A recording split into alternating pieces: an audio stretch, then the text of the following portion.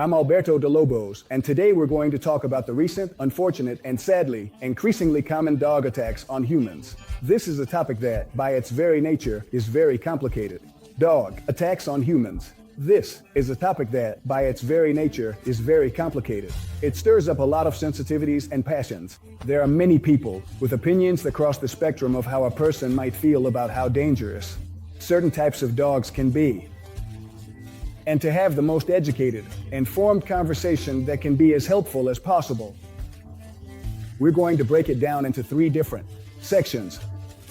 Before even proposing those 3 blocks, I'd like to present my credentials as a professional and the reasons why I believe I'm qualified to have a voice in this conversation. My name is Alberto, and together with my partner Mar, we have Refugio de Lobos, which is an animal protection association. And we're also a center for education, canine rehabilitation, and training professionals. At the time I'm recording this video, I've worked professionally with about 2,000 dogs.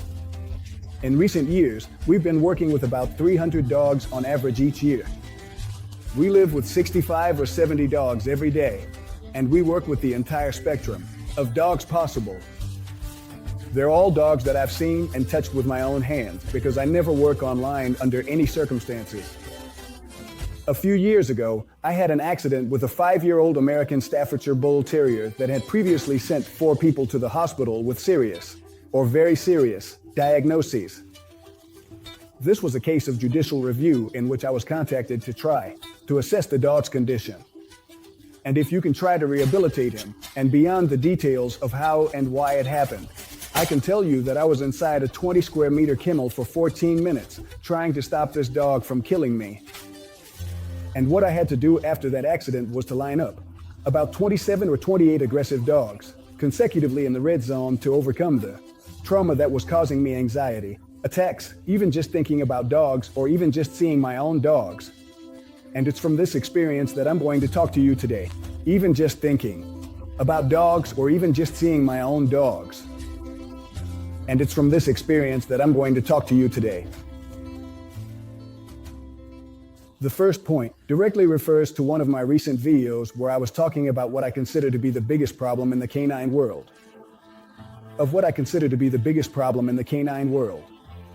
Canine. It's the lack of consensus, the lack of a common understanding to interpret everything that happens in the dog world. This has the consequence, among other things, that the world of dogs is totally undervalued. Everyone thinks this is easy, and it is easy while it is easy. When it's not easy, it can really mess up your life. And it can mess up your life in many different ways. The second premise in this section is that I believe there's a very poor definition of what is understood as a potentially dangerous dog. All dogs are potentially dangerous, and dogs can be dangerous in different ways. A dog can be dangerous because of its ability to attack and kill a human. A dog can be dangerous because of its ability to attack and kill another dog. A dog can be dangerous because it can escape and cause an accident where people could die, and it could also die. Your dog. A dog can be dangerous if its humans don't recognize the tipping point or the potential for imbalance that the dog has. You put it in context with other dogs. For example, in a peace situation, it can trigger another dog to execute a biting sequence that could end up killing or attacking another dog. A dog can be dangerous to your mental health, whether it bites you or not. And a dog can be dangerous to itself by living in a state that isn't optimal and for which it wasn't designed. I'm going to give you several real examples. With the ones I've worked with, I'd like you to try to guess what kind of dog we're talking about in each case. A family contacts me completely desperate because their dog won't stop barking at absolutely everything and for no apparent reason. Also at home, over time, the problem starts to escalate and it's no longer just barking. Every time a human walks by the house, the dog gets up, goes over to them, and starts barking at them. There comes a point where the dog corners everyone against the walls, at all the individuals in the house. And all the individuals in the house are terrified that the dog is going to lunge at them to bite, because it has already done it on several occasions. What kind of dog do you think we're talking about? In this case, it was a Maltese. A couple reaches out to me in desperation because they had a dog and decided to help another dog of the same breed by adopting it from a shelter, and they bring it home. They realize that the dog is completely beyond its capabilities and skills.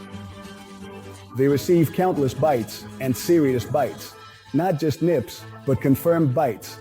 And in one of those bites, the dog causes a wound on the person's lip that requires 7 stitches. What kind of dog do you think we're talking about? In this case, it's a French bulldog. On another occasion, a family reaches out to me because their dog, since it was a puppy, gives them tiny little nips every time they try to touch it. Over time, this problem escalates and there comes a point where the dog bites continuously every time any human tries to touch it. They have problems going out for a walk with Karita. They have problems going out for a walk.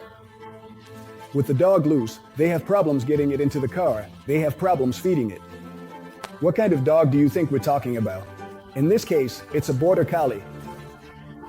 On another occasion, a dog came to me after it had attacked someone's hand and completely tore apart half of their face, requiring internal surgery to reconstruct the facial muscles and cosmetic surgery to piece together the part of the face that was missing. What kind of dog do you think we're talking about? And in the third segment, I'm going to provide some data, statistics, and numbers so we can keep this conversation going. According to the latest studies, it's estimated that there are about 9 million dogs in Spain. We all know there are actually quite a few more, but let's stick with that number.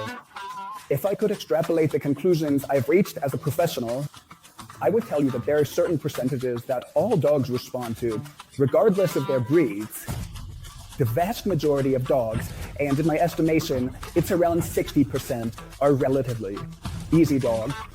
Easy in the sense that you don't need any kind of prior experience or knowledge to enjoy the life experience of living with them. So, if we take the 9 million dogs that are estimated to be in Spain today as a reference, 5,400,000 dogs would be part of that 60%. I repeat, 5,400,000. They would be dogs that are relatively easy, regardless of their breed. Then, there's about 20% of dogs that I consider to be of intermediate difficulty, which, based on those 9 million, represents 1,800,000 dogs in Spain. That intermediate difficulty basically means they're not as easy anymore, and not just anything goes, but pretty much anyone who is willing to invest the time and dedication to learn, educate themselves, and spend time with them will be able to handle it.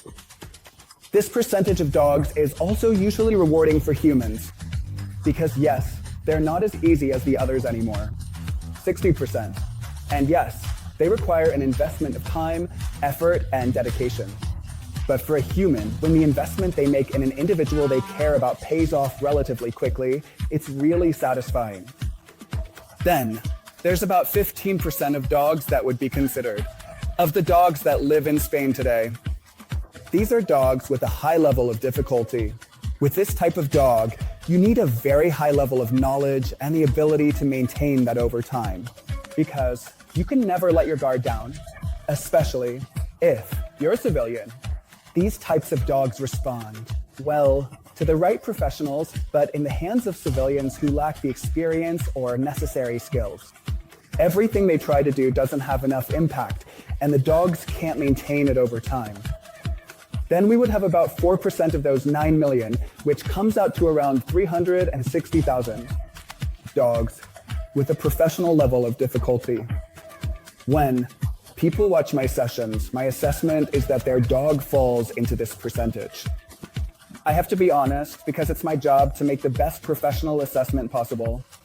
And I usually tell them that with this dog, you can't afford to live like a civilian. You're going to have to be a canine guide and a canine professional first.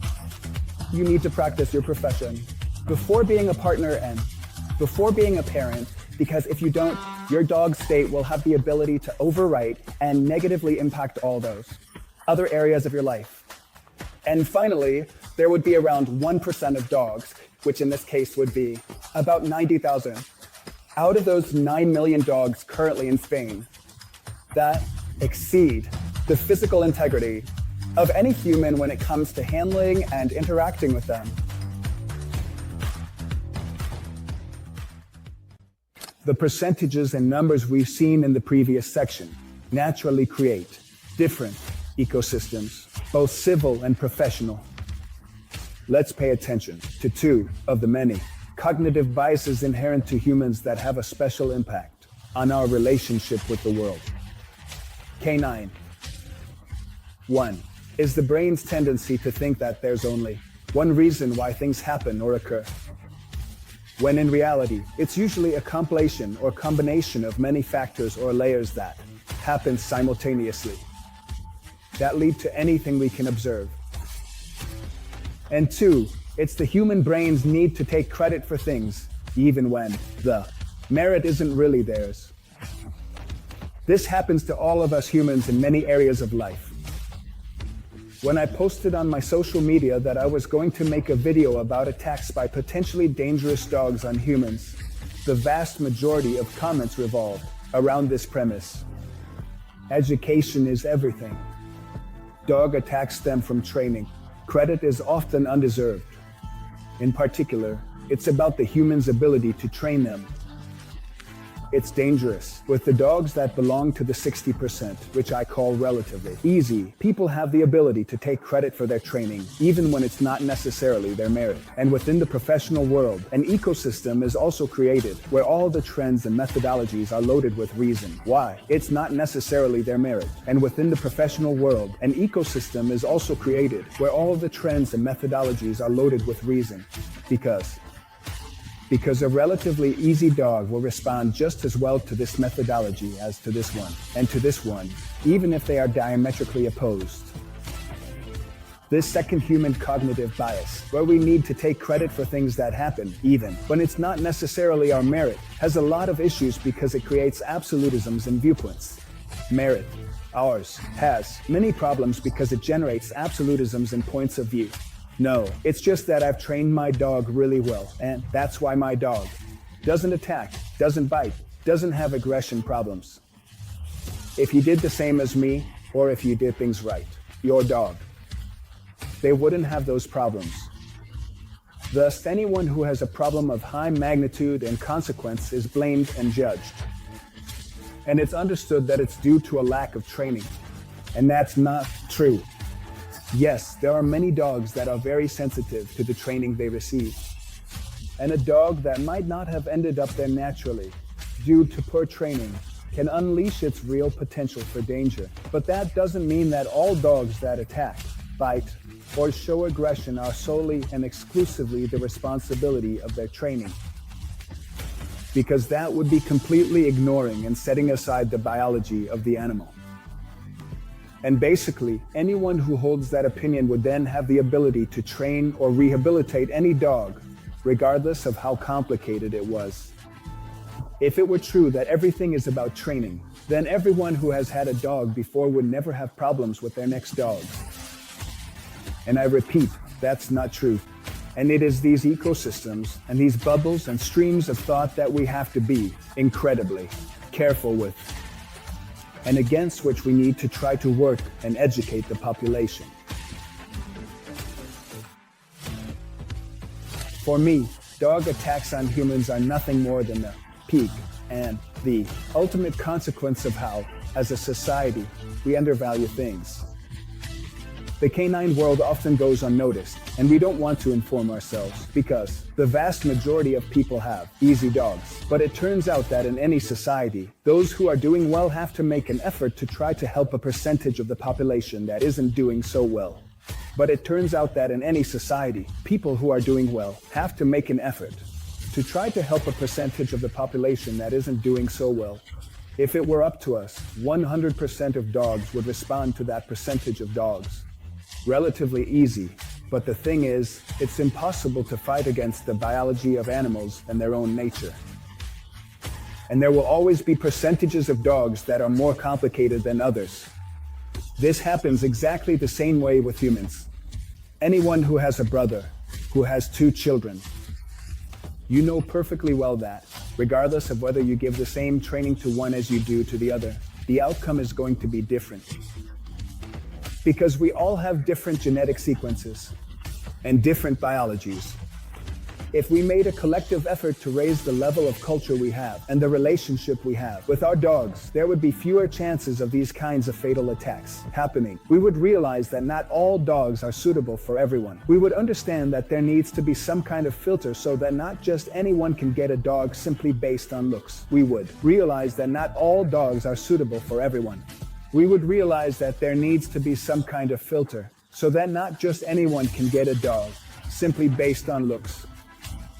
And we would let professionals advise people on what type of dog is best for them and what kind of dog they can actually afford. Not as breeds, but as individuals. It's not a matter of dog breeds, nor is it about individual training. It's a matter of general canine culture as a society. The only way to break the vicious cycle of ecosystems is through the creation of systems. In situations where people don't just happen to have a certain type of dog by chance, it's about applying individual critical analysis. It's time to decide on an individual level where you want to be and what your real appreciation for the world is. Canine. It's basically about choosing what kind of guide and what kind of human you're going to be, not just with your dog, but with all dogs.